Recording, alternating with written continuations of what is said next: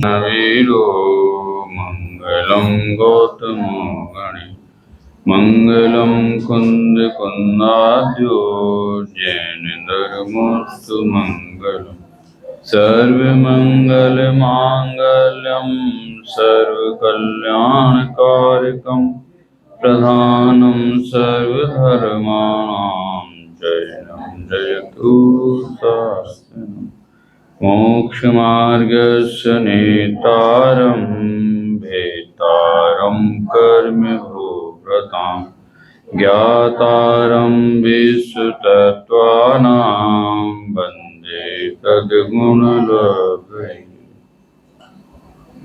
हमारी चर्चा कल 3 क्लास के माध्यम से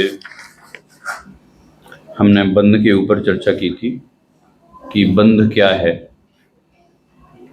कुछ चर्चा उसमें ये भी आई थी कि बंध कैसे होता है, क्यों होता है, और उसकी सामान्य भूमिका में हमने हमारा जीवन का लक्ष्य क्या है, स्वाध्याय की विधि क्या है। उस शाम को हमारी चर्चा जो है मिथ्या दर्शन, अविरति, प्रमाद, कषाय और योग, इनके ऊपर हमारी चर्चा प्रारंभ हुई। तो कल सुबह की क्लास में तो छूट थी, पहला दिन था तो नहीं पूछेंगे मेरे ख्याल से। अब तो पूछ सकते हैं ना, कठिन नहीं पूछूंगा मैं, हैं? हाँ, दूसरे दिन का पहला है और आने वाले दूसरे दिन का चौथा है ना। तो सबसे पहले तो वही बात करेंगे कि स्वाध्याय करने के 5 विधि बताई थी, सरल थी, याद हो गई होंगी सबको।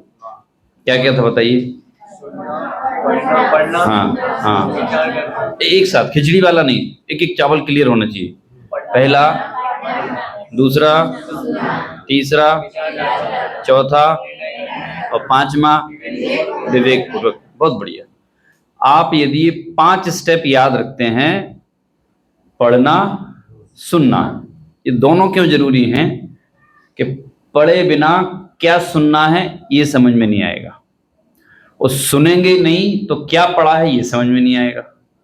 पढ़ना भी जरूरी है, सुनना भी जरूरी है, और पढ़ना और सुनना तभी सार्थक होगा जब आप विचार करेंगे, और विचार करने की सार्थकता तब होगी जब आपने जो विचार किया उसका निर्णय करेंगे, और निर्णय भी आप विवेक पूर्वक करेंगे, तभी मोक्ष मार्ग में गाड़ी आगे बढ़ेगी।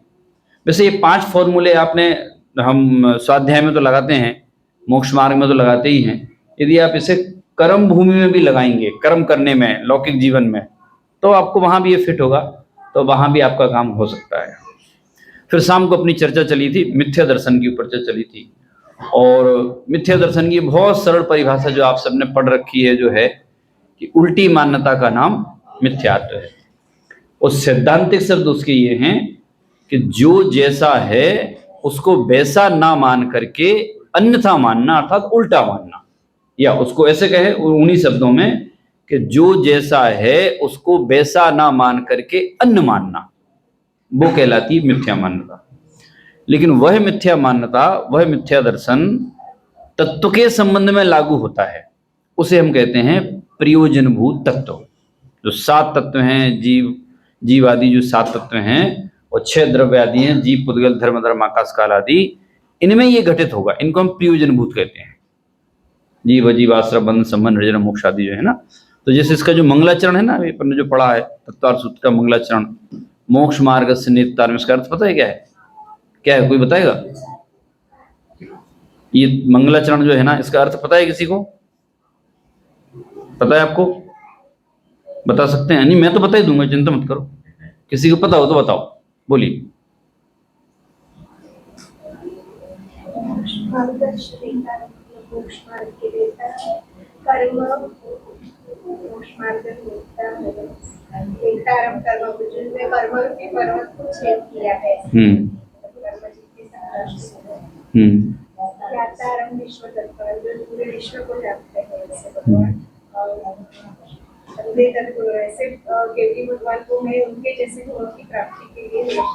बढ़िया, बहुत बढ़िया, गुड। देखो, मोक्ष मार्गस्य नेतारम मोक्ष मार्ग के नेता हैं, कर्म रूपी पर्वतों के भेदता हैं, अर्थात भेद दिया है। और ज्ञातारम विश्व तत्वानाम, जो अपने ज्ञान में समस्त विश्व को जानते हैं। बंदे तद्गुण लब्धे, ऐसे गुणों की प्राप्ति के लिए मैं आपको नमस्कार करता हूं। इसका मतलब क्या हुआ? भगवान के सामने जाकर के मुझे पैसा मिल जावे, धन मिल जावे, संपत्ति मिल जावे, मैं सुंदर हो जाऊं, मतलब भोग की सामग्री के लिए नमस्कार नहीं कर रहा हूं। बंदे तद गुण लब्धे, हे भगवान आप में ऐसे गुण है ना, तो मैं आपको ऐसे गुण मुझे प्राप्त हो जावे, इसके लिए मैं आपको नमस्कार कर रहा हूं। और ऐसे गुण प्राप्त करने के लिए कर्मों का अभाव करना पड़ेगा। कर्मों के अभाव के लिए कर्मों को समझना पड़ेगा, क्योंकि बिन जाने ते दोष गुणन को कैसे तजिए गई है, तो मिथ्यात्व के विषय में समझना पड़ेगा। देखो सम्यक्त्व का जो पाठ है ना, आत्मा के अनुभव का पाठ, आखिरी में पहुंचना तो वही है, उद्देश्य तो वही है, लेकिन उसके पहले की कहानी एक कर्म है, अज्ञान भाव है। तो 5 प्रकार के मिथ्या दर्शन के भेद हमने कल शाम को पढ़े थे। कौन कौन से थे, याद है किसी को? आपने तो बता दिया अभी, कोई और जी बताइए। मिथ्या दर्शन के 5 प्रकार के, मिथ्या दर्शन के 5 भेद। पहले तो मिथ्यात्व के 2 भेद हुए थे, वो कौन कौन से थे? ग्रहित और अग्रहित। अब ग्रहित मिथ्या दर्शन के 5 भेद थे। हाँ बहुत बढ़िया। और कौन बोलेगा बेटा, आप बोलो। एकांत मिथ्यात्व, संशय मिथ्यात्व, विपरीत मिथ्यात्व, अज्ञान मिथ्यात्व और विनय मिथ्यात्व। ठीक है, बहुत बढ़िया। मैं तो ये बोलता हूँ कि आप देख के ही बोल रहे हो तो बोलो। जैसे मैं हर प्रवचन में सब जगह एक बात बोलता हूँ कि आपको नींद भी आ रही हो तो यहीं आके सो जाओ। कि सब नींद आ रही है तो क्यों सो? अरे कुछ तो कान में पड़ेगा। और कोई यहाँ गद्दा बिछा के तो रखा नहीं है आपको कि आप घर जैसे सो जाओगे, कुर्सी पे सोओगे। अब कुर्सी पे कितने सोओगे? जब तक गर्दन यहाँ सीधी है तब तक आंख बंद है, और ऐसे हुए तो जग जाओगे, तो कुछ तो सुनोगे। और ये मैं जहां जहां बोलता हूँ, ये सबको बात बड़ी अच्छी लगती है। मैं उदयपुर में 1 साल पहले बोल के आया था, फिर अभी मैं गया था 10 दिन पहले ही। तो एक बाबूजी मिले, बोले साहब आपने तो मेरा स्वाध्याय चालू करवा दिया। मैंने कहा कैसे चालू करवा दिया? तो जिस दिन से आप बोल के गए थे कि सोना हो तो भी यहीं आओ, मैं तो रोज यहीं आता हूँ। तो मैंने कहा सोते हो गए समझते हो, दोनों काम होने लगे मेरे। तो वो क्यों माथे पे बोझ रहता था, तो ना सो पाते थे ना सुन पाते थे। अब आपकी बात याद रहती है, आओगे तो सो भी और सुनो भी। क्योंकि क्या होता, आदमी सोने के भय से आते ही नहीं। बोलता था मुझे तो नींद आती है। अब वो नींद आने में कोई ऐसी गलती नहीं है, शरीर की अवस्था होती है, कभी कभी रुचि नहीं होती है, बहुत सारे कारण होते हैं। पर मैं तो यही कहता हूँ, सबको नींद भी आ रही हो तो यहीं आकर के सो, और कोई नहीं टोकेगा, चिंता मत करो। कब तक सोओगे? कुछ ना कुछ तो शब्द कान में पड़ेंगे, कुछ ना कुछ तो ज्ञान में आएगा। सूत्र का मंगलाचरण तो पढ़ोगे, एक शब्द तो आएगा, वो एक शब्द की लिंक जैसे बनेगी, तो धीरे धीरे धीरे नींद कम होती जाएगी और सुनना बढ़ता जाएगा। इसलिए आचार्य ने कहा, टोडरमल जी साहब ने भी कहा मोक्षांत प्रकाशक में, कि जैसे होवे तैसे इस तत्व का ग्रहण करो, जैसे भी होवे। और एक लाइन में, मर के भी और पच के भी, मर के पच के भी तत्व ज्ञान का ग्रहण करो। इसलिए किसी को नींद आती हो तो घबराओ मत, आप तो आओ, बैठो, और नींद आ रही तो आती साथ सो जाओ। और पास वाला उठाना मत उसको, भैया सोने दो, फ्री होके आओ ना। क्योंकि हमें तत्व ज्ञान बड़ी मेहनत से मिला, हम कुछ ना कुछ बहाना बना करके चले जाते हैं। हमें तो नींद आती है, हमें तो ये टोकते हैं, हमें तो ये देखते हैं, फलाना ढिकाना है। जैसे भी आओ सुनने आओ, सुनना बहुत जरूरी है। तो 5 प्रकार के मिथ्यात्व के नाम बताए हैं। कोई उनका कुछ स्वरूप बता सकता है? कोई, अपन ने चर्चा डिटेल में की थी। एकांत, एकांत का बताओ। सारे गिफ्ट आप ही ले जाओगे क्या? इनको ही मौका दो। हाँ कौन बोलेगा? हाँ, एकांत मिथ्यात्व किसे कहा था हमने? ये एकांत है, ये तो अनेकांत है। एक वस्तु में अनेक धर्म है, ये अनेकांत है। और एकांत क्या कहता है? सर्वथा एक ही अंश को पकड़ता है, उसे एकांत मिथ्यात्व कहा जाता है। एक अंश को पकड़ना वो एकांत मिथ्यात्व है। ठीक है। दूसरा कौन सा था? संशय। संशय का क्या था? अरे ये सब लेडीज बताएंगी, जेंट्स कोई नहीं बताएगा भाई, ऐसा क्या है, यही मोक्ष जाएंगे केवल, क्या कोई बताएगा यहाँ पीछे हैं? कंफ्यूजन, तो क्या कंफ्यूजन मतलब कैसा? ये है कि वो है कि नित्य है कि अनित्य है, वो सब कंफ्यूजन रहता है। हाँ, तो तो कोई एक सरल से उदाहरण से जो मैंने दिया था उसमें से समझा पाओ तो। बनने से धर्म होता है। हाँ, एक ये भी है, और जैसे जैन धर्म सच्चा है कि दूसरे धर्म भी सच्चे हैं, वो सुनते हैं ना। क्या होता है कि कल भी अपन ने थोड़ी सी बात की थी कि लोग बाग कहते हैं कि साहब बैठो, ऐसा नहीं, आपसे नहीं, मेरे से भी कहते हैं कि साहब आप बैठ करके 2 मिनट समझो तो मैं ये कहता हूं जो समझना था वो समझ लिया, तुम्हारा क्या समझेंगे अब। मतलब अगर हमने कोई उत्कृष्ट वस्तु प्राप्त कर ली, जैसे मान लीजिए कि आपने अमृत पी लिया, अब अमृत पीने के बाद कोई ये कहे कि ये फल का स्वाद चखो बहुत मीठा है, तो आप क्या कहोगे कि भाई अमृत से मीठा तो नहीं होगा, अमृत चख लिया ना। और फिर एक बात और कि जितने धर्म बने हैं उनने क्या किया है कि उनने कुछ ना कुछ एक बात अच्छी ले ली, कुछ भी, या दया की बात ले ली या कोई बात ले ली, और उसकी आड़ में मतलब अच्छी बात का कवर फायर दे करके पीछे से मिथ्या मान्यता चला दी। तो अब उनको अपनी एक अच्छी बात जमाना है, तो आप क्या कहते हो कि नहीं सब वो भले ही गलत हूं, पर मानव सेवा का उनके अंदर जो है ना, बुद्धियों के अंदर भी नहीं है। तो मैं उनसे कहता हूं भाई साहब, मानव सेवा वाला जैन धर्म है ही नहीं, आत्म सेवा वाला है। आत्म सेवा होगी तो मानव सेवा तो स्वतः हो जाएगी। अरे भाई जीव दया है, अनुकंपा है, तो अनुकंपा मतलब क्या होता है, करुणा मतलब क्या होता है कि जगत के समस्त जीवों के प्रति दया का भाव, उसका नाम करुणा है। तो वो करना तो अपने आप आ गई ना। अब उसको फोकस करके धर्म बतावें, उसमें धर्म हो जाएगा, उससे मोक्ष हो जाएगा, ये यहां पाठ नहीं है। क्या जो डिब्बी सहज में हीरे के साथ मिलती है, मैं वो खरीदने क्यों जाऊं? वो तो हीरे के साथ में मिली रही ना, डिब्बी खरीदने क्यों जाना है? अब वो उसमें धर्म बताते हैं। तो मैंने इसलिए बताया कि संशय में क्या होता है कि संशय का सीधा सा अर्थ है कि हमारा दिमाग डाउट क्रिएट करता है, कंफ्यूजन क्रिएट करता है। अरे बात तो उनने भी कही थी सही, और यहां भी बात सही है, क्या सही है? तो उसके लिए 5वां पॉइंट लगाओ, कौन सा वाला? विवेक। लेकिन वो विवेक ऐसे नहीं लगता है, नहीं नहीं नहीं, विवेक 5वीं स्टेप है। उसके पहले 4 स्टेप होना चाहिए आपके पास कि आपने पढ़ा हो, आपने सुना हो, आपने विचार किया हो, आपने निर्णय किया हो, तो विवेक लगेगा। नहीं, विवेक किस पे लगाओगे आप? विवेक हवा में नहीं लगेगा, आपने पढ़ा ही नहीं तो क्या बताओगे आप? तो इसलिए जो है, हम जब ऐसी बात आवे या आती ही होगी तो कोई ये कहेगा आपसे कि साहब एक बात बताओ, अपनी बात अच्छी है तो हमने मान लिया, तो उनकी बात भी सुन लो ना।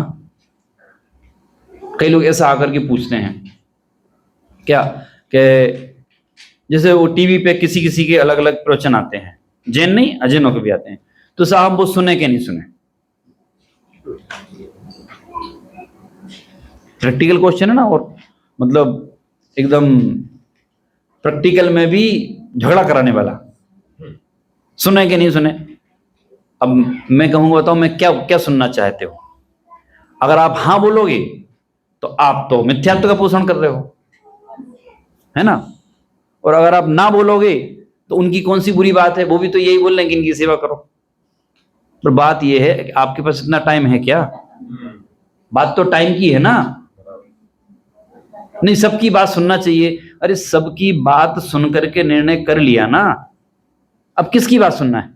इतना टाइम नहीं है। आपकी आयु हजार वर्ष की नहीं है, चक्कर मत रहना। क्या कितनी आयु है? नहीं नहीं, आयु का फॉर्मूला सुन लो। कोई कहता है इस वर्ष हो तो पता नहीं अगले वर्ष मिलो नहीं मिलो। कोई कहता है इस महीने हो तो अगले महीने मिलो नहीं मिलो। कोई कहता है सुबह हो तो शाम को मिलो नहीं मिलो। और कोई कहता है थोड़ी देर पहले हो और थोड़ी देर बाद मिलो नहीं मिलो। तो श्रीमद जी ने इस पर अच्छी टिप्पणी की। वो क्या बोले कि सांस अंदर गई तो बाहर आई के नहीं आई, बस इतना ही सा टाइम है बस। अब आप समझ लेना। आप क्षणिक। और ये डराने की बात नहीं है। मैं आपसे फिर वही बात करता हूं, मैं आपसे एक बहुत प्रैक्टिकल बात करता हूं कि अगर आपको पता चल जाए अभी कि आपकी अगले क्षण आयु पूरी होने वाली है, तो आपकी क्या तैयारी है स्वर्ग जाने की? मोक्ष की बात नहीं करता हूं मैं अभी। बोलो, आपको लगता है कॉन्फिडेंस से कि आप चले जाओगे? तो मतलब आप पीछे हो गए। अब स्वर्ग की तैयारी नहीं, मोक्ष तो बहुत दूर की बात है। और प्रति समय ये तैयारी रखो। जैसे वो सेना के जवान होते हैं ना बॉर्डर पे, उनको एक इंस्ट्रक्शन होता है, आपको तो ट्रिगर पे उंगली रखना है, आपको दिखे गोली चलाना है, बस। ऐसे आपसे बोलना है कि आपकी क्या तैयारी है? तो फिर जब टाइम नहीं है, तैयारी नहीं है और सही बात पता चल गई है, निर्णय हो गया है, तो उसमें समय व्यर्थ करने की आवश्यकता नहीं। उसमें या किसी भी कथा में ये फोन वाला फॉर्मूला जो बताया था, और सुनाओ में 1-2 बार कर लो, 10 बार करने की जरूरत नहीं है। तो संशय मतलब वो डाउट क्रिएट करना कि साहब ये सही है कि वो सही है, हमें तो कुछ समझ में आता ही नहीं है, वो भी कितनी अच्छी बात करते हैं, ये भी अच्छी बात करते हैं। तो जब वो संशय में आता है ना, तो 5वें नंबर का जो मिथ्यात्व है ना, विनय, वो वहां पहुंच जाता है। एक काम करते हैं, सब एक से, हम तो सबको मानने लगते हैं, हम क्यों भेद करें?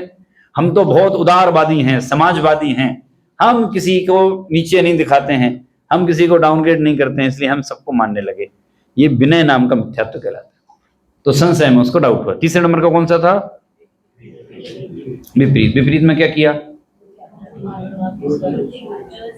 विपरीत में देखो, संशय में तो उसे ये था कि जैन धर्म सही है या नहीं है, और विपरीत में क्या मान लिया? कुगुरु कुदेव कुशास्त्र ही सही हैं, वो ही सही है। तो इसका नाम विपरीत मिथ्यात्व है। थोड़े से आध्यात्मिक पहलू से देखें अगर हम, तो विपरीत मिथ्यात्व में ऐसा भी आएगा कि शुभ भावों में धर्म नहीं है और शुभ भावों में धर्म माना, तो वो भी विपरीत मिथ्यात्व है, क्योंकि ऐसा है ही नहीं। वो अज्ञान में तो आएगा वो, पर विपरीत मिथ्यात्व में भी आ जाता है वो। तो तीसरे नंबर का हो गया विपरीत। चौथे नंबर का कौन सा है? अज्ञान। अज्ञान में क्या होता है? हाँ, विवेक का प्रयोग नहीं करता, मतलब वो अंधविश्वास कुछ भी उनने मान लिया। जैसे पशु बलि में धर्म होता है इत्यादि बहुत प्रकार की आपको मान्यताएं ये दिखाई देंगी। तो आप तो बहुत पुण्य वाले जीव हो जो आपको उन सबसे पाला पड़ा नहीं है क्या? अभी आप जाके देखो दुनिया में, मैंने कल एक उदाहरण दिया था, वो गर्म दूध वाला आ गया नहीं आया, अकल बढ़ाने वाला। तो उससे मैंने पूछा, भैया तेरी अकल बढ़ी कि नहीं बढ़ी? बोले भाई साहब कब तक हूं पता नहीं, अकल में सब जल गया अंदर का। तो मैंने कहा ये तुमने अकल नहीं लगाई, बस जितनी थी वो लगाई नहीं, और अकल चाहिए थी मुझे। तो ऐसी कोई ना कोई हमारे जीवन में जब दुख होता है, कोई समस्या आती है, तो उसमें और बहुत समस्या होती है उसमें, मतलब कोई भी प्रकार का हो सकता है। मैं ऐसा उदाहरण दे नहीं रहा हूं, पता नहीं किस पे घटित हो जाए, तो वो कैसा आपको पता हो, मुझे पता होता कुछ नहीं है, मैं सब जगह सावधानी बता देता हूं। मैं उदाहरण दे रहा हूं तो वो डिस्क्लेमर लिखा आता है ना कि ये बात किसी व्यक्ति विशेष या घटना से संबंधित नहीं है, यदि किसी से मिलान हो तो उसके दोषी हम नहीं हैं। तो ये अज्ञान भाव हो गया, ये अपना ये विपरीत में उसने उल्टा मान लिया, और अज्ञान भाव में वो किसी भी क्रिया में धर्म मान लिया। उसको ऐसा लगता है कि इससे दुख दूर हो जाएगा, वहां नारियल चढ़ा दो, यहाँ ये कर दो, यहाँ ये कर दो। और बताने वाले ये भी बताते हैं कि चिंता मत करो, तुम ये कराओ, हम किसी को बताएंगे नहीं। तो तब आपका ये विवेक तत्व ज्ञान का निर्णय काम में आएगा। 5वें नंबर का कौन सा है? विनय। तो विनय में 2 चीजें हैं, वो विनय भी बड़ा डेंजर है। उसमें क्या है कि उसमें अज्ञान भी है विनय में, पर अज्ञान का नंबर सेकंड है। पहला नंबर है उसका सब जगह नमना। वो नमने वाला जो अज्ञान है ना, वो उसका बड़ा है। उसको ये विवेक नहीं है कि किसके सामने नमना है, किसके सामने नहीं नमना है, नमस्कार करना है। तो उसे ऐसा लगता है कि जब मैं सबको नमस्कार करता हूं तो थोड़ी उससे जगत में प्रशंसा भी मिलती है। जगत ये भी कहता है कि देखो सब कितने बढ़िया आदमी हैं, ये तो जहां जाते हैं वहां जाते हैं ऐसे हो जाते हैं, वहां जाते ऐसे हो जाते हैं, वहां जाते ऐसे हो जाते हैं। और फिर उसको बड़ा अवार्ड भी मिलते हैं। वो कहता भी देखो साहब हमें अवार्ड मिले हैं, हमें। विनय नाम का मिथ्यात्व है। ये मैं जैनेतरों की बात नहीं कर रहा हूं, जैन धर्म के बाहर हैं जो, ये बात हम और आप में से कर रहे हैं।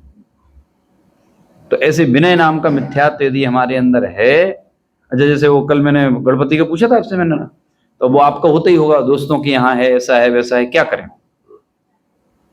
लड़ना है, क्या करना है? क्यों जिंगल भाई? कुछ नहीं करना, अपन ने समझ लिया ना, बस अपनी श्रद्धा पक्की रखना है। किसके लिए? अगले भव के लिए और इस भव के लिए, क्योंकि हमारे परिणाम से हमें उसका फल प्राप्त होगा। जैसे 5 प्रकार का अपना मिथ्यात्व जो हो गया है, डिटेल इसमें पढ़ लीजिएगा, तो ये ग्रहित मिथ्यात्व है और वास्तव में ये संशय का कारण, संसार का कारण कहलाता है। डिटेल इसमें लिखी हुई है। अब जो अग्रहित मिथ्यात्व के विषय में था, तो अग्रहित मिथ्यात्व वास्तव में उसमें तो एक लाइन है पर उसका भाव बहुत ज्यादा है कि अनादिकाल से 7 तत्वों के प्रति हमारे हृदय में विपरीत श्रद्धा है, वो कहलाता है अग्रहित मिथ्यात्व। तो गृहीत मिथ्यात्व तो हट जाता है, हट जाएगा। जैसे मोटे तौर पे बहुत सारी चीजें तो शायद आपके जीवन में नहीं होंगी, जहां तक मैं समझता हूं। अच्छा, इन 5 में से आपको क्या फील हुआ कि आपके जीवन में कौन सा मिथ्यात्व है? 5 अपने 5 मिथ्यात्व के नाम लिए, एकांत लिया, संशय है, विपरीत है, अज्ञान है, विनय है, तो इसमें से कौन सा है? जो भी हो तो स्कैन करके उसको और हटा देना। तो ये तो हट जाएंगे, लेकिन सम्य दर्शन नहीं हुआ अभी। क्यों? जब तक अग्रहित मिथ्या दर्शन नहीं हटेगा तब तक सम्य दर्शन नहीं होगा। और अग्रहित मिथ्यात्व तो क्या है? 7 तत्वों के प्रति विपरीत श्रद्धा। तो वहीं से चालू होगा कि जो तत्व जैसा है उस तत्व को वैसा नहीं मानना, वस्तु का स्वभाव जैसा है वस्तु के स्वभाव को वैसा स्वीकार नहीं करना। ये शब्द तो बहुत सरल है पर स्वीकार करना बहुत कठिन काम है। क्या? हर चीज में। कल मैंने एक फोटो का उदाहरण दिया था कि जैसे कई लोग आपको ऐसे कहते हुए मिल जाएंगे कि 70 वर्ष की आयु हो गई है। अब कभी जैसे मान लो ने सूटकेस उठाया, कोई सामान उठाया थोड़ा भारी सा, तो पीछे से बच्चे आ जाते हैं, अरे अरे आप छोड़ो हम उठा लेते हैं, अरे अरे तू मुझे कमजोर समझता है क्या, अभी मैं तेरे जैसे 4 उठा लूंगा। तो मैं उनसे कहता हूँ भाई साहब मत उठाना, नहीं तो आप उठ जाओगे। अब वो ये स्वीकार ही नहीं करता कि मैं 70 वर्ष का हो गया हूँ, और 70 वर्ष की अवस्था में शरीर कमजोर हो जाता है। अरे मैं अभी दौड़ लगाऊंगा तो अच्छे अच्छे 20 साल के पीछे कर दूंगा। भाई साहब बहुत आगे हो जाओगे तुम। ये स्वीकार करने वाली बात है। अब इसमें हानि क्या होती है? इसमें तत्व ज्ञान की हानि होती है, क्योंकि हमारा उपयोग कहां चला गया? वहां उसमें चला गया 20 साल से मुकाबला करने में, 25 साल के लड़के से मुकाबला करने में कि तेरे में ताकत ज्यादा है कि मेरे में ताकत ज्यादा है। वहां आपको स्वीकार कर लो कि भाई साहब 70 साल का है, 70 साल के हो गए हैं, और अगर वो बैग नहीं उठ रहा है तो पोते को आवाज लगा के बेटा ये उठा के रख दे, इसमें कोई इज्जत नहीं जाएगी। क्या इज्जत बनी और रहेगी कि याद किया दादाजी ने? कम से कम स्वाध्याय तो शांति से होगा। अभी कमर की नस रह गई तो स्वाध्याय टूट जाएगा पूरा। तो वहां स्वीकार नहीं करता है। ऐसी बहुत सारी चीजें हैं, काले में, गोरे में, बाल होने में, नहीं होने में। अब नहीं है तो नहीं है, क्या करोगे उसके लिए बताओ? क्यों चले गए? कल जवाब दिया था इसके मैंने।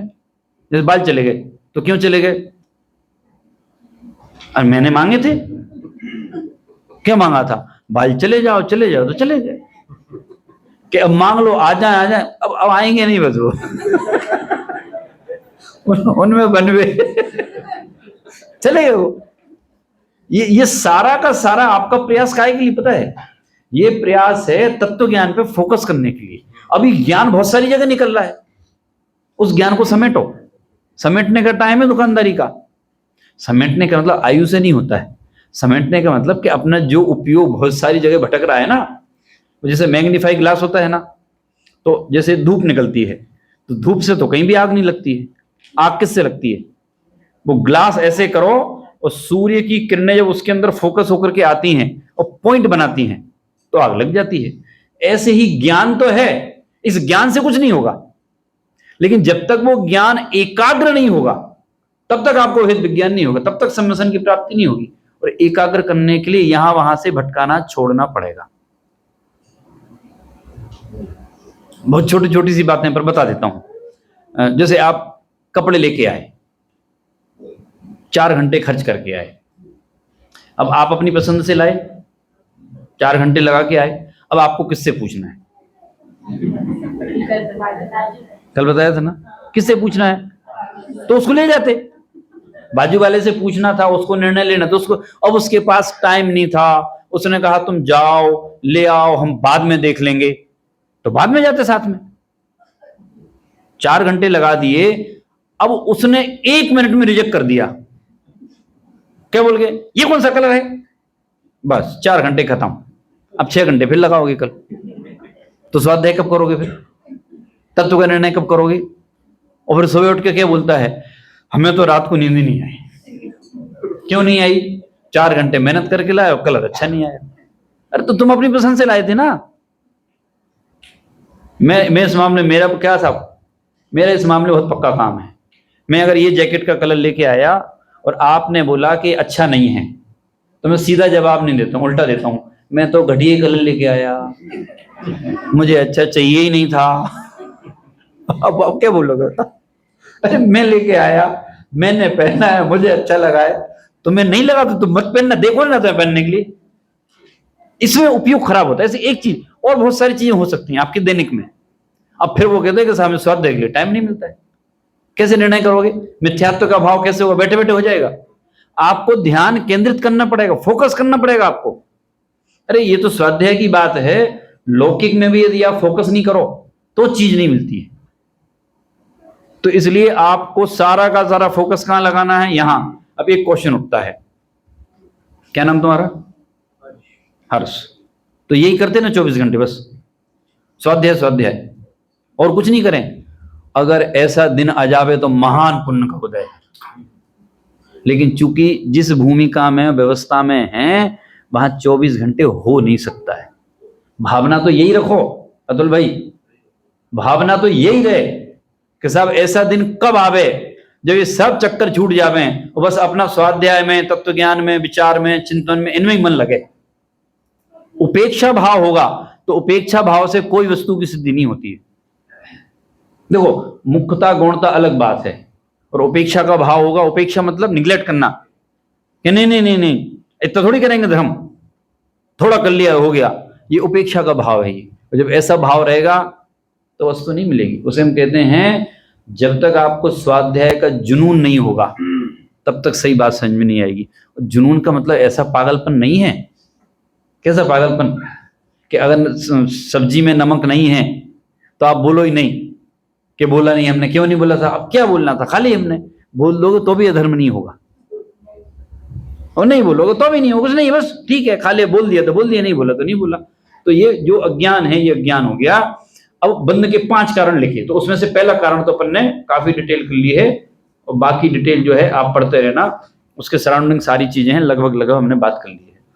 फिर मिथ्या दर्शन में पहले मिथ्या दर्शन हो गया, और मिथ्यात्व मूल जड़ है संसार की। मूल जड़ क्या है? मिथ्यात्व मतलब ये अज्ञान है। अज्ञान दूर कैसे होगा, पूरा डिस्कस इस पे ही है हमारा। अब उसमें अज्ञान में मिथ्यात्व संसार की मूल जड़ है, इसके कारण से ही संसार है, यही बंध का मूल कारण है। लेकिन बंध के और कारण भी कहे हैं, अविरति, प्रमाद, कसाय, योग, और अंत में लिखा सूत्र में बंध हेत्वा, कि इनके कारण से भी बंध होता है। तो सबसे पहले तो मिथ्यात्व का भाव करना है, अज्ञान का भाव करना है। देखो हम जब ये सुनते हैं ना तो बड़े कठिन कठिन शब्द लगते हैं। तो कल मैंने एक शब्द दिया था, आप मिथ्यात्व आत्मा की अनुभूति छोड़ो, आप तो ये बताओ सुखी होना है कि नहीं होना है? होना है ऐसा बस। तो सुखी कैसे होगे? मिथ्यात्व के अभाव से और आत्मा के अनुभव से। तो बात तो ले दे के वही है। क्या वो पिक्चर का डायलॉग है ना, आखिर कहना क्या चाहते हो? ऐसा ही ये कहना चाहते हैं कि सुख प्राप्त करना है, दुख दूर करना है, बस इतनी सी बात है, और कोई बात ही नहीं है उसमें। तो उसके लिए अविरति जो है, अविरत का परिणाम, जैसे गुणस्थान की अपेक्षा से डिवाइडेशन करें हम तो पहले गुणस्थान से लेकर के चौथे गुणस्थान तक अविरति रहती है, ऐसी अविरति का भाव रहता है। तो अविरति का भाव अभक्ष का भक्षण करना नहीं है। अविरति मतलब व्रत धारण नहीं की उसने, पंचम गुणस्थान वर्ती जैसे व्रतों का धारण नहीं हुआ, इसलिए अविरति है। लेकिन उसके जीवन में सद आचरण तो है। सद आचरण जो जन्माणी में लिखा है कि अन्याय, अनीति, अभक्ष का त्याग, ये तो उसके होगा। क्या? साधर्मियों के प्रति वात्सल्य का भाव होगा, जन्माणी के स्वाध्याय का भाव होगा, देव शास्त्र गुरु के प्रति भक्ति का भाव होगा, ये सब तो उसके होगा। इसी तत्वसूत्र के 7वें अध्याय में जो है मैत्री प्रमोद कारुण्यम माध्यस्थानी च लिखा है। ये सम्य दृष्टि के व्रत की भावना है कि सब सम्य दृष्टि को क्या भावनाएं रहती हैं कि जगत के समस्त जीवों के प्रति मैत्री का भाव, सारे जगत के जीव समान हैं, किसी से मेरा बैर नहीं है। और अपने से अधिक गुणों वालों के प्रति, अधिक गुण मतलब लौकिक वाले नहीं, ये तत्व ज्ञान वाले, अपने से अधिक गुण वालों के प्रति प्रमोद का भाव, प्रमोद मतलब उत्साह का भाव, हर्ष का भाव। वो एक ऐसी पंक्ति आती है, आपने सुनी होगी, पता नहीं सुनी कि नहीं सुनी, दोहा है कि आवत ही हर से नहीं नैनन नहीं सने, तुलसी तहाँ न जाइए चाहे कंचन बरसे में। मतलब क्या हुआ? आवत ही हर से नहीं, हिंदी। मैं गुजराती नहीं हूँ मैं हिंदी में सुनाया, हिंदी में यही है जो मैंने बताई है, हिंदी में बोल लिखी, मैंने गुजराती में नहीं सुनाई आवत ही हर से नहीं, कि जिसके हृदय में प्रेम है तो आप आओ और उसे हर्ष ना हो, ऐसा संभव है? आंखों में ही दिखता है। आवत ही हर से नहीं और नैनन नहीं सने, आंखों में इसने स्पष्ट झलक जाता है। कह रहे आवत ही हर से नहीं नैनन नहीं सने, तुलसीदास ने लिखा है, तो कह रहे तुलसी तहां ना जाइए, वहां चाहे कंचन सोना मोती माणिक मोती बरसते हो ना तो भी मत जाओ। तो ऐसे यहां कह रहे कि हमें जिनवाणी को देख करके, साधर्मियों को देख करके, अपने से अधिक गुण वालों को देख करके प्रमोद, अंदर में उत्साह का भाव आना चाहिए। उत्साह का भाव मतलब वो विनय सहित हो।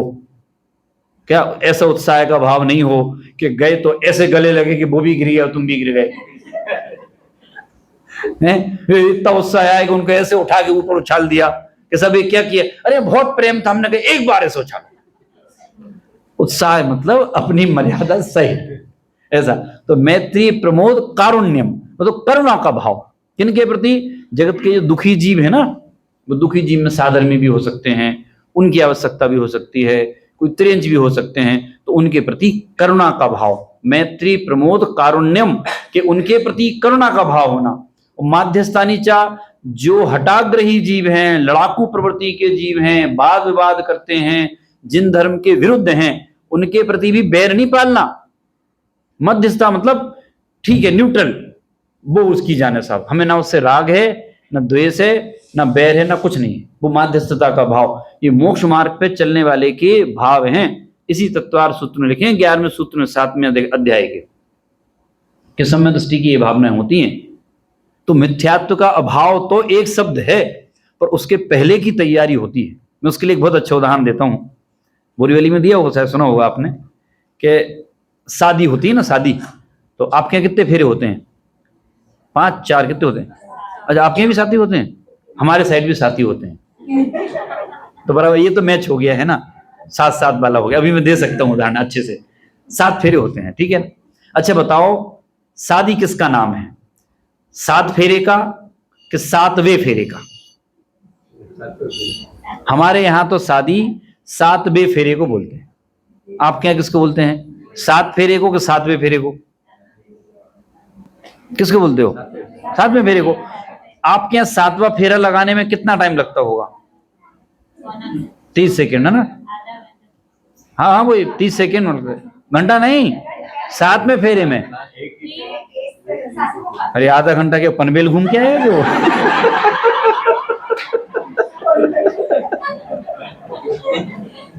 30 सेकेंड लगेंगे, 30 सेकेंड लगेंगे। इसका मतलब ये हुआ कि शादी कितने देर की हुई? अब उसके पीछे की हिस्ट्री सुन लो। हमारे यहां 6ठे फेरे के बाद लड़के लड़की को रोक के पूछा जाता है, भाई साहब अभी भी तोड़ना हो तो रास्ता खुला है। आपके यहां भी होता है ऐसा? बराबर, ये इसमें मैच हो गए हम। अब मैच हो जाए तो मजा आता है। फिर क्या पूछते हैं कि साहब बताओ साहब, अगर कुछ दिक्कत हो, नहीं हो मन, क्योंकि 7वां फेरा हो गया तो फिर कुछ नहीं होगा। तो शादी किसका नाम हो गया? 7वां फेरा। लेकिन 7वां फेरा आता कब है? जब 6 आ जाते हैं। तो उन 6 का महत्व इसलिए है क्योंकि 7वां आएगा। उस 7वें फेरे के लिए 4 महीने से तैयारी कर रहे हैं, नहीं कर रहे? 30 सेकंड के लिए। क्या समझा नहीं मैं क्या? अच्छा 1 साल हो गया। इसमें मैच नहीं हुआ हमारा आपका, हमारे नहीं होते। हमारे तो 1 साल का बोले तो बोलते भैया तुम भी खुल ले हम भी खुल ले, तुम्हें मिल जाए तो तुम कर देना, हमें मिल जाए तो हम कर लेंगे, नहीं मिलेंगे तो करेंगे ही। हाँ इतना ये 1 साल में नहीं देते। हमारे तो 3 महीने में आंखें निकालने लगते हैं। हाँ इतना लंबा नहीं देते हमारे। इसमें मैच नहीं हुआ अपना मामला है। नहीं हमारे नहीं होता ऐसा। हमारे तो मतलब 1 साल खिंच गया, मतलब कोई विदेश में है और उसको वीजा नहीं मिल रहा है बस। यही हो सकता है। तो सामान्य तौर पे हम बात कर रहे हैं। वो एक समय जो समझाना चाहता हूं वो समझना आप। वो 30 सेकंड का फेरा और उससे डिसाइड हो गया कि अब तुम पति पत्नी हो। उस 6ठे फेरे तक वे पति पत्नी नहीं थे। उस 7वां फेरा जैसे ही हुआ और वे पति पत्नी हो गए। 7वें फेरे का इतना महत्व है, लेकिन उस 7वां फेरा लगाने के लिए 4 महीने से तैयारी चल रही थी। आत्मा का अनुभव एक समय का है, एक समय का है, लेकिन एक समय के उस आत्मा के अनुभव के लिए आपको पूरे जीवन भर तैयारी करना पड़ेगी। वो ऐसे नहीं आएगा एक समय। ऐसा नहीं होगा कि आज शादी तय हुई, लो भैया फटाफट 7वां फेरा लगाओ, ऐसा नहीं लगेगा। हर एक का विधि विधान है मनोवैज्ञानिक तरीके से और अपने अपनी समाज में रीति रिवाज से, तब जाकर के 7वां फेरा आता है। तो ये जो हम बैठे हैं चर्चा कर रहे हैं ना, ये चर्चा भी हमारे 7वें फेरे की एक्चुअल में तैयारी है। 7वां फेरा यानी एक समय में आत्मा का अनुभव, वो होगा एक समय में, लेकिन उसके पहले की आपको विधि समझनी ही पड़ेगी, जिसकी चर्चा अपन ने यहाँ की। तो जो सम्यक दृष्टि की भावनाएं होती हैं, मैत्री प्रमोद कारुण्य माध्यस्थानी चा, तो उसमें यही कहा कि सम्यक दृष्टि जो जीव जो है, सम्यक दृष्टि मतलब जो सम्यक के मार्ग पर चल रहा है, वो भी हमारा जीवन, हमारी क्रियाएं, हमारी विचारधारा, हमारा उठना बैठना, ये सब आगम के अनुसार होना चाहिए। इसमें एक बात और ध्यान आगे बता देता हूं। क्या होता है कि आप जब लौकिक में रहते हो तो अब आपने जिनवाणी पढ़ ली तो आपका खाना पीना बोल चाल सब बहुत व्यवस्थित हो जाते हैं, एकदम बहुत अच्छे से। अब जिनके बीच में रहते हो उनका इतना अच्छा है नहीं, तो आपको कहते हैं तुमने क्या जीवन बना लिया, नीरस जीवन बना लिया, तुमने कुछ देखा ही नहीं है, तुम ऐसे देखोगे नहीं, जमाने का पता नहीं चलेगा, अपडेट नहीं होगा, तो आपको हीन भावना से ग्रस्त करना चाहते हैं। आपको कुछ नहीं आता है, आप तो बेकार आदमी हो, क्या धार्मिक बन गए हो, ये नहीं खाते हो, ये नहीं पीते हो, यहाँ नहीं जाते वहां नहीं जाते हो। तो उनके प्रभाव में नहीं आना। एक बात, जो व्यक्ति अपने को ऐसा ज्ञान दे उसके साथ रहने, समझ गए ना। अगर अब हमारा हितैषी है तो ऐसा उल्टा ज्ञान देगा नहीं। हम कोई पाप का काम तो कर नहीं रहे, तुम नहीं कर सकते वो अलग बात है, पर तुम उत्कृष्ट हो पाप करने के बाद हम निकृष्ट, ये कैसे हुआ? ये मैं इसलिए बता रहा हूं कि यहां बैठे हो तो सब दिमाग में आता है, जब वहां जाते ना, जब वो बसता है I am a disco dancer, सब गायब हो जाता है। इसलिए जहां अपने पतन के अवसर हों वहां जाना ही नहीं, सिंपल सा फॉर्मूला है, जाना ही नहीं। कुछ भी हो रहा हो, चाहे कंचन बरस रहा हो चाहे मैं बरस रहा हूं, क्यों? फिर वही क्वेश्चन करता हूं, आपके अगले भाव की क्या तैयारी है? और अगर आपका अंदर ऐसी वृत्ति है, पाप की वृत्ति है, पाप को अच्छा मानने की वृत्ति है, पाप में जाने की वृत्ति है, तो फिर अभी आपके अगले भाव की तैयारी तो है, लेकिन नरक वाली। और एक बात ध्यान रखना, ध्यान से सुनना सब, स्वर्ग में जाओगे तो मैं मिलने आ भी सकता हूं, नरक में बिल्कुल उम्मीद मत करना, क्योंकि मेरा कोई विचार नहीं है स्वर्ग में जाने के बाद नरक में आपसे मिलने उपदेश देने आऊं। नहीं साहब चले गए तो आ जाना, अरे यहां सुन लो ना, स्वर्ग में चलना, नरक में जाते क्यों हो? है तो ये अपने परिणाम आगम के अनुसार बनाना। ये तो छोटी छोटी सावधानियां हैं, लेकिन आपको ये डेफिनेटली काम में आती हैं, जो प्रैक्टिकल जीवन में प्रैक्टिकल एकदम लाइव है। ये ऐसा होता है, मिलने वाले मुझे भी मिलते हैं, आपको भी मिलते हैं, तो वो सिंपल से फॉर्मूला, जहां समझ में नहीं आए ना उनको समझाओ ना उनकी समझो, सिंपल सी बात। हम तो सब समझे समझाए बैठे हैं ना, अब कोई हमें क्या बताएगा? जब हमें ये पता चल गया है कि वीतरागी देव शास्त्र गुरु के सिवाय जगत में कोई और आराध्य नहीं है, क्योंकि वे निर्दोष हैं, तो बाकी हमें किसी की महिमा जानने की आवश्यकता नहीं है, और ये किसी को बताने की भी जरूरत नहीं है। कोई क्या समझे क्या नहीं समझे, तो जो अविरति का भाव है, तो अविरति का भाव वास्तव में पहले गुण स्थान से चौथे गुण स्थान में है, तो चौथे गुण स्थान तक वो रहता है, फिर वो चला जाता है। तो अविरति का ऐसा अर्थ नहीं है कि कुछ भी खाना पीना, वो नहीं। सम्य दृष्टि जीव जो होता है, जैसे भेद विज्ञान होता है, उसके सदाचार तो पहले आता ही आता है, उसका नाम व्रत नहीं है। हमें ऐसा लगता है कि साहब हम ये छोड़ देंगे तो व्रत हो गया, नहीं, उसका नाम व्रत नहीं है। और एक बात और ध्यान रखना, जैसे हमने योग सार विधान में पढ़ा, तो उसमें ये भी लिखा साहब मैं क्रिया से धर्म मानता था, अब क्रिया का धर्म नहीं मानूंगा, अब मैं भेद विज्ञान करूंगा, आत्मा का अनुभव करूंगा। तो वो एक नए कथन अपेक्षा से लिखा है, वो उसकी अपेक्षा समझना, मतलब ये नहीं अच्छा चलो ये छूट है अब तुम कुछ भी खा लेंगे। मैं एक बात बोलता हूं आपको, बहुत शांति से ध्यान से सुनना, बहुत गंभीर बात है कि आलू में जीव होते हैं। मैंने नहीं देखे, आपने देखे? नहीं देखे। किसने कहा? सर्वज्ञदेव ने कहा, जिनेन्द्र देव की वाणी है। और जब आप ये क्वेश्चन उठाते हो कि किसने देखे, तो किसकी बात पे क्वेश्चन उठाया आपने? ऑफिस में बॉस को आंखें दिखा के ऑफिस में रह सकते हो? तो ये सर्वज्ञदेव को आंखें दिखाना नहीं है। नहीं, हमने तो जस्ट क्वेश्चन किया। अरे भाई, हर चीज में तर्क नहीं लगता, कुछ बातें आज्ञा से माननी पड़ती हैं। जब पता है कि वो व्यक्ति सही है, व्यक्ति मतलब सर्वज्ञदेव, उनने प्रयोजनभूत तत्वों में विपरीत नहीं बताया, तो इसमें कैसे बताएंगे वो? तो उसको आज्ञा प्रमाण से मान लो।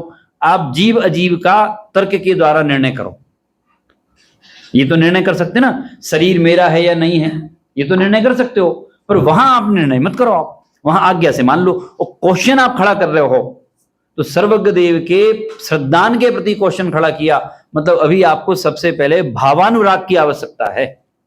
और भावानुराग में क्या बताया था कि आपको सबसे पहले तो जिन मार्ग का ये श्रद्धान करना है कि ये ही सच्चा है। अभी समझ में आया नहीं आया वो अलग बात है, ये सच्चे का श्रद्धान करना है ये, तो उनको आज्ञा से मान लेना, उन चीजों को जहां आज्ञा से मान सकते हैं। इसलिए हमें तो जब तक परीक्षा नहीं होगी ना, हम तब तक नहीं मानेंगे। तो वो नहीं हो सकती है, क्योंकि तुम उसमें इतने सूक्ष्म जीव हैं कि जो आंखों से दिखाई नहीं देंगे। कल अपन ने मन का लिया था, जैसे मन है तो मन यहां रहता है कमल के आकार का, अब वो मन किसी को मिलेगा ही नहीं, वो इतना सूक्ष्म है। वो अनुमान से लगाना पड़ेगा कि हम सोचते हैं, मतलब उसमें मन निमित्त है। अब हमें सर्वज्ञ के प्रति श्रद्धा नहीं है, भगवान के प्रति श्रद्धा नहीं है, वो दिखता ही नहीं है। अरे जो दिखता है पहले उसको तो स्वीकार कर लो, जो दिख रहा है उसे मान लो। 7 तत्व की श्रद्धा है, 6 तत्व की श्रद्धा, 6 द्रव्य की श्रद्धा है, शरीर मेरा नहीं है, 12 भावनाएं हैं, ये तो सब सामने दिखाई दे रहे हैं ना। पुण्य से पैसा आता है, अपने अपने पुण्य पाप के फल सब भोगते हैं, ये तो सब प्रत्यक्ष में दिखाई दे रहा है। तो पहले इनकी श्रद्धा कर लो, आलू की बाद में कर लेंगे, पर खाना नहीं। और अगर खाने का भाव है तो भी श्रद्धा नहीं है क्या? तो कोई कहता है कि साहब आलू छोड़ के क्या करेंगे, आलू तो सब्जियों का राजा है। तो उसे समझाते भाई सब राजा क्यों खाते, प्रजा खा लो। राजा क्यों खाना है आपको, है? राजा को छोड़ दो, ऐसे कैसे तो छोड़ो। बात उस आलू खाने नहीं खाने की नहीं है, बात है सर्वज्ञदेव की बात आपने मानी कि नहीं मानी। उन्हीं सर्वज्ञदेव ने कहा है कि 100 द्रव्य का श्रद्धान करो तो आत्मा का अनुभव होगा। अब ऐसा हो सकता है कि आप एक बात मान लो, उनकी दूसरी बात मत मानो। हमने ये तो मान लिया कि साहब आत्मा का श्रद्धान करने से सम्यक दर्शन होता है, पर आलू की बात नहीं मानेंगे हम। ये काम नहीं चलेगा भाई साहब। अविरति की बात चली ना, अविरति, तो वो अविरति कौन सी है? पंचम गुण स्थान वर्ती जैसे व्रत धारण नहीं किए, उसका नाम अविरति है। सदाचार तो उनके है जो जिनागम में लिखा है, अन्याय अनीति भक्ष का त्याग तो उनका है, उसका नाम वो अविरति कहा गया है। तो सामान्य रूप में लगाएं तो 5 इंद्रिय विषय भोगादिक के प्रति जो एक आसक्ति का भाव है वो अविरति का भाव कहलाता है। लेकिन वो जो है धीरे धीरे धीरे धीरे आगे जाकर के चला जाता है, मुनि अवस्था आदि में वो नाश को प्राप्त होता है। परिभाषा ऐसी लिखी है कि 5 इंद्रियों मन के विषय एवं 5 स्थावर और 1 तरस की हिंसा, इन 12 प्रकार के त्यागरूप भाव ना होना, सो 12 प्रकार की अविरति कही गई है। जिसके मिथ्यात्व होता है उसके अविरति तो होती ही है, परंतु मिथ्यात्व छूट जाने पर भी वह कितने एक समय तक रहती है। अविरति को असंयम भी कहते हैं। सम्यक दर्शन प्रकट होने के बाद देश चारित्र के बल के द्वारा एक देश विरत होती है, उसे अणुव्रत कहते हैं। मिथ्यात्व छूटने के बाद तुरंत ही अविरति पूर्ण अभाव हो जाए और यथार्थ महाव्रत तथा मुनि दशा प्रकट हो जाए, ऐसे जीव तो अल्प और विरले ही होते हैं। मतलब कि किसी को सम्यसन हुआ और चौथे गुण स्थान में आया और 5वें छठे और मुनि अवस्था करके वो मोक्ष चला गया, ऐसे विरले जीव होते हैं, लेकिन वो धीरे धीरे छूट जाती है। तो अविरति का अर्थ सदाचार नहीं है, सदाचार तो पहले ही आएगा। क्या चौथे गुण स्थान हो गया, चौथे गुण स्थान का नाम अविरति है, लेकिन सदाचार उसके पहले आएगा। हमें ऐसा लगता है कि हमने सब छोड़ दिया तो ये हमारा व्रत हो गए, ऐसा नहीं है। ठीक है, फिर उसके बाद आया अपना प्रमाद है। तो प्रमाद शब्द से स्पष्ट है कि आलस्य है, पर वो आलस्य का सीधा अर्थ है कि सर्व के वचनों में आलस, आत्म स्वभाव करने में आलस, लेकिन आत्मा का अनुभव हो जाता है फिर वो प्रमाद का अंश रहता है, क्योंकि पूर्ण रूप से आत्मा में नहीं है। जैसे अरिहंत भगवान हो गए ना, ऐसे पूर्ण रूप से आत्मा में नहीं है, तो वो 7वें गुण स्थान के बाद वो छूट जाता है। 7वें गुण स्थान के बाद वो प्रमाद का भाव हो जाता है, 12वें गुण स्थान के बाद कसाय का भाव हो जाता है, और 14वें गुण स्थान के बाद योग का अभाव हो जाता है, अर्थात वे सिद्ध बन जाते हैं। तो ऐसे मिथ्या, अविरति, प्रमाद, कसाय और योग ये बंध के कारण हैं। और मूल संसार का कारण कौन है? मिथ्यात्व। मिथ्यात्व गया तो बाकी तो धीरे धीरे धीरे धीरे सब अपने आप चले जाते हैं। मूल समस्या की जड़ कौन है? मिथ्यात्व है। मिथ्यात्व जड़ है, मिथ्यात्व चला गया, लेकिन वो ऐसे नहीं जाएगा। अच्छा देखो, जैसे कई लोग ऐसे प्रश्न पूछते हैं कि साहब अगर मुझे सम्यक दर्शन हो गया हो और मेरा मिथ्या दर्शन चला गया हो तो आपको क्या पता? तो मैं कहता ये बात तो सही है, मुझे क्या पता? आपको पता है क्या? तो मुझे भी क्या पता, तो पक्का नहीं गया। मुझे नहीं पता ये सही, पर तुम्हें भी नहीं पता ना। अच्छा नहीं नहीं नहीं, फिर चला गया, अब तो बिल्कुल भी नहीं पता। क्यों? जिसे ये डाउट हो, संशय हो, कंफ्यूजन हो ना कि सम्यसन मुझे हुआ कि नहीं हुआ, अच्छा शायद हो गया होगा, कल ऐसा लगा कि जैसे मुझे आत्मा का अनुभव हो गया है। कब लगा? सुबह उठने के बाद बहुत फ्रेश लगा। तो तुम्हें नींद अच्छे से आई थी, सम्यक दर्शन थोड़ी हुआ था क्या? और सम्यक दर्शन नींद में नहीं होता है, सम्यक दर्शन जागृत अवस्था में होता है। तो जब कभी ऐसा लगे कि आज मुझे इतना बढ़िया फील हो रहा था, तो मुझे लगता है कि मुझे सम्यक दर्शन हो गया है। आपको नहीं हुआ, उसका नाम सम्यक दर्शन नहीं है। वेद विज्ञान किसका नाम है? जिसमें आपको ज्ञान है, श्रद्धान हुआ है, जागृत अवस्था में होता है, उसका नाम आत्मा का अनुभव है। तो ये जो है मिथ्यात्व जाने के बाद बाकी प्रक्रिया तो ऑटोमेटिक सिस्टम में अपने आप प्रोसेस हो जाएगी। सबसे पहले किस पे चोट करना है? मिथ्यात्व। और मिथ्यात्व क्या है? जो जैसा है उसे वैसा ना मान करके अन्यथा विपरीत मानना, उसका नाम मिथ्यात्व है। और ये कैसे होगा? 7वां फेरा 30 सेकंड का है और मेहनत 4 महीने करनी पड़ेगी। ऐसे यहां एक समय के सम्यक दर्शन के लिए आपको पूरे जीवन भर तत्व का विचार करना है। वो समय कब आएगा? जब आपका वैसा पुरुषार्थ होगा तो आ जाएगा। बनारसी दास जी ने कहा है, एक समय की कमाई तू अनंत काल खाएगो। एक समय कमाओ और अनंत काल खाओ, क्योंकि सिद्ध बन जाओगे। तो इस प्रकार से अपनी सामान्य विशेष चर्चा में जो है हमने जो है ये अपना जो सूत्र है, थोड़ा मुझे इस पे जानबूझ के थोड़ा बड़ा ही सब्जेक्ट लेना था, क्योंकि मिथ्यात्व का प्रकरण था ना। एक मिनट, तो ये मिथ्यात्व का प्रकरण ये हो गया। फिर इसके बाद का जो सूत्र है बंध के स्वरूप में, तो बंध के स्वरूप में जो कसाय सहित जीव हैं उनके, जिनकी तीव्र कसाय होती है उन्हें तीव्र बंध होता है, जिनकी मंद कसाय होती है उन्हें मंद बंध होता है। लेकिन कर्म का बंध जीव के कसाय सहित ही होता है। वो भले ही पुण्य रूप कसाय हो या पाप रूप कसाय हो, जीव को कसाय से ही बंध होता है। इसलिए लिखा भी है कि जीव कसाय सहित होने से कर्म के योग्य पुद्गल परमाणुओं को ग्रहण करता है, वह बंध है। मतलब सिंपल सा फॉर्मूला, भाव कर्म। भाव कर्म का अर्थ है परिणाम, मोहरागदेश के भाव। टाइम हो गया शायद ना? और वो आप लोग इतनी रुचि से सुनते हो, पता ही नहीं चलता कब टाइम निकल गया है। तो देखो क्या कह रहे हैं कि जीव कसाय सहित होने से कर्म के योग्य पुद्गल परमाणुओं को ग्रहण करता है, वह बंध है। तो कसाय मूल है ना? कसाय के परिणाम होंगे। कसाय किसे कहते हैं? जो आत्मा को कसे बांध है अर्थात दुग्ध है, उसका नाम कसाय कहलाता है। उसके 4 भेद हैं, क्रोध, मान, माया और लोभ। और ये कसाएं तीव्रता और मंदता रूप में होते हैं। कभी क्रोध तीव्र आता है, कभी मंद आता है। तो जब मंद आएगा तो कम बंद होगा, किसका? पाप का।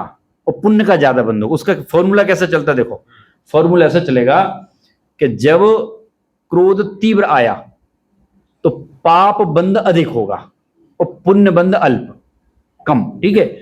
और जब मंद कसाय हुई, मतलब क्रोध कम आया, तो उसमें पाप बंद कम होगा और पुण्य बंद ज्यादा होगा। मतलब कसाय कम हुई तो पुण्य का बंद ज्यादा है, और कसाय ज्यादा हुई तो पुण्य का बंद कम है और पाप का बंद ज्यादा है। ऐसा फॉर्मूला उसका चलता है। तो कसाय के कारण से ही बंद होता है। अब कई लोग ये प्रश्न करते हैं कि साहब हमें क्रोध कम करना है, क्या करें? आपके पास कोई फॉर्मूला है? मेरे पास तो है, बोलो तो बताऊं। हमें साहब गुस्सा बहुत आता है। अश्विन भाई, मैंने निकाला फॉर्मूला एक गुस्सा कम करने का। एक ने पूछा मेरे से, साहब मुझे बहुत गुस्सा आता है, क्या करें? तो मैंने कहा सामने वाले का सर फोड़ दो। कैसा मरवाओगे, क्या जल जाएंगे? तो एक काम करो, अपना फोड़ लो, तो मैं मर जाऊंगा।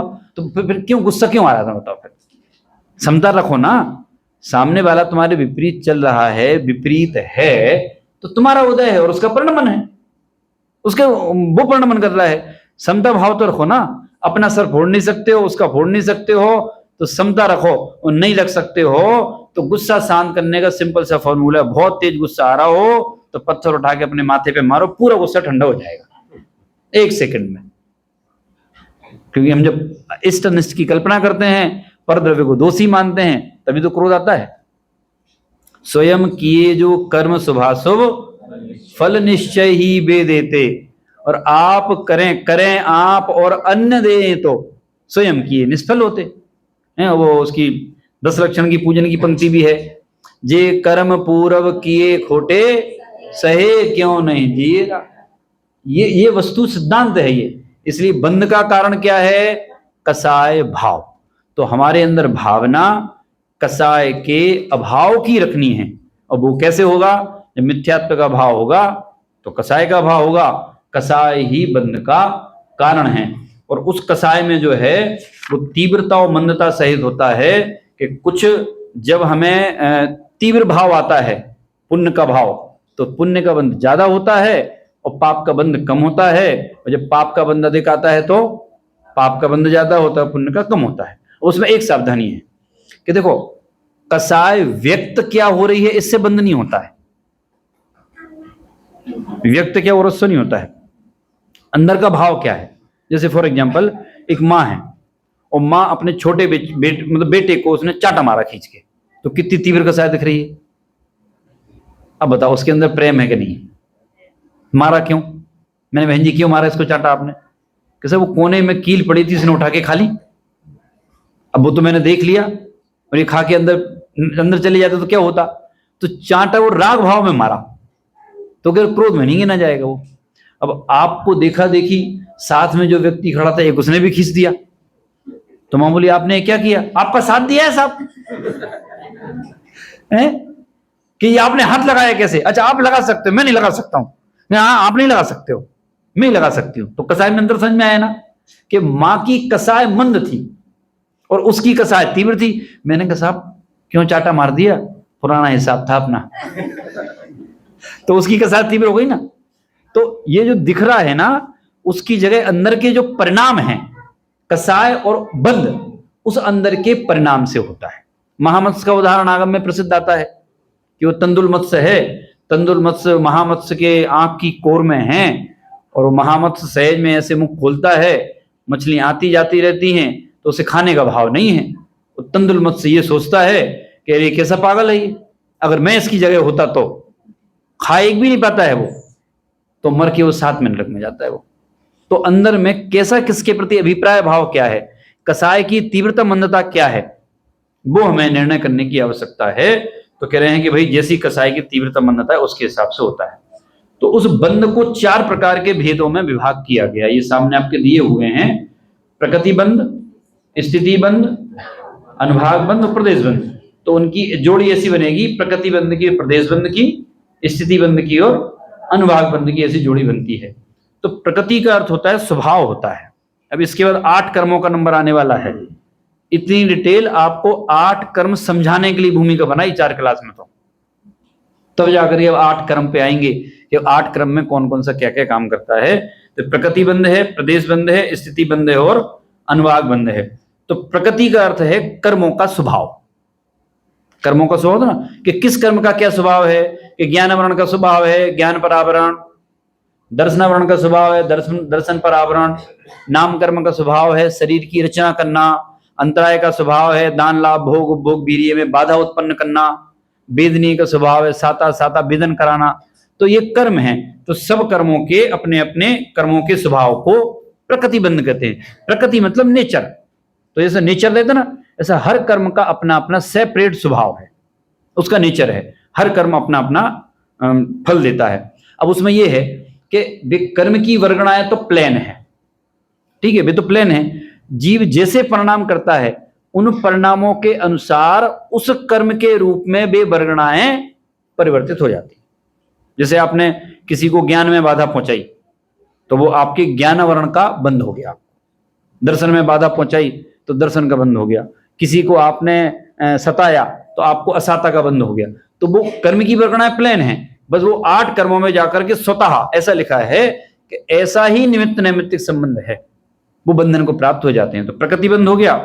और स्थिति बंध क्या हो गया कि ज्ञानावरणादि कर्म अपने स्वभाव रूप से जितने समय रहें सो स्थिति यानी होगा टाइम पीरियड, है ना। जैसे मान लीजिए कि अभी हमारी क्लास यहाँ कितने टाइम और चलेगी, बोले 10 मिनट और चलेगी, तो एक टाइम हो गया ना। ये शिविर कब तक चलेगा, बोले कल तक चलेगा। आप मुंबई कब तक पहुंचोगे, तो एक टाइम पीरियड, हर कर्म का एक टाइम पीरियड है। जो ब्लैंक वर्गणाएं है ना, जैसे उसको ऐसे समझिए कि वो पेट्रोल पंप पे जो बिल निकाल के देते हैं ना, तो उस पर स्याही का प्रिंट होता है। तो क्या होता है कि जैसे क्या करते हैं, जैसे मैंने पेट्रोल डलवाया गाड़ी का, तो वो बिल निकाल के देते हैं। तो मैं उनसे कहता हूँ कि भाई साहब हाथ का बिल बना के दो। क्यों साहब, इसमें क्या दिक्कत है कि इसकी स्याही उड़ जाएगी और मुझे कंपनी में खर्चे में लगाना है। अब मैंने खर्चे में लगा दिया है, अब वो स्याही उसकी उड़ गई।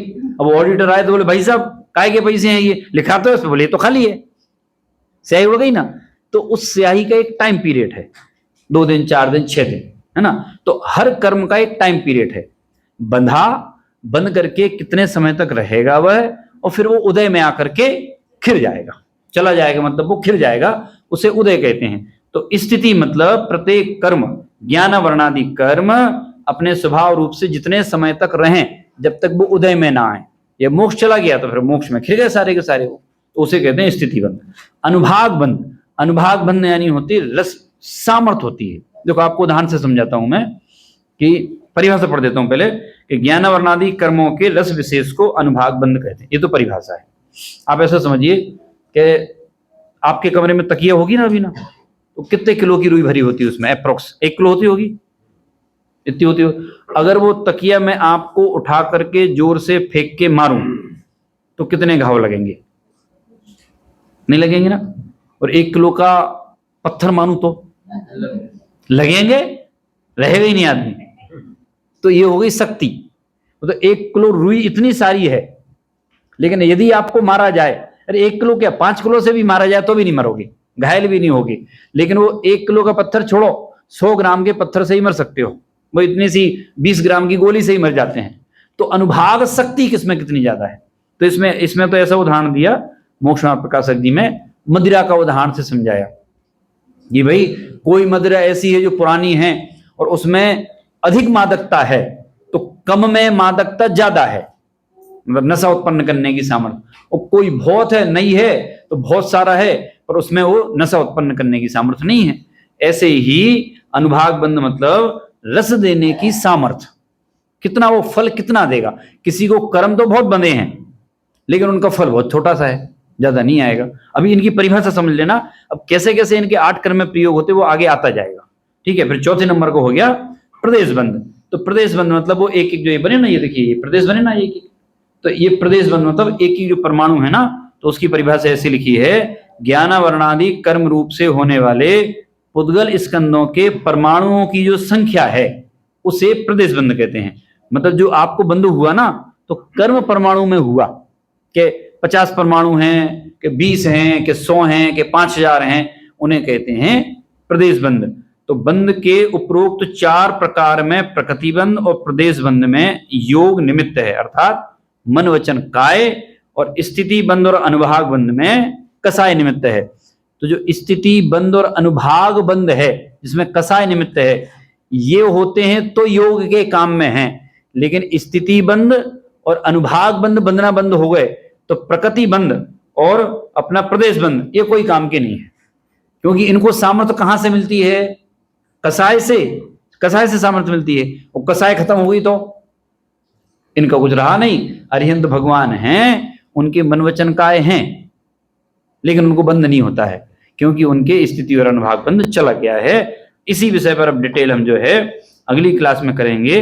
संभवतः उसमें अपने 8 कर्म के नाम भी आ जाएंगे, तो वो प्रकरण भी चालू हो जाएगा आगे। और बहुत अच्छी बातें आने वाली हैं। हमने जिस विषय में चर्चा की है उस विषय में किस किस किन किन भावों से कौन कौन से कर्म बनते हैं और उनका फल क्या है, तो उन कर्मों के विषय में जानो, हमारे कैसे परिणामों से कैसे कर्म बंधते हैं।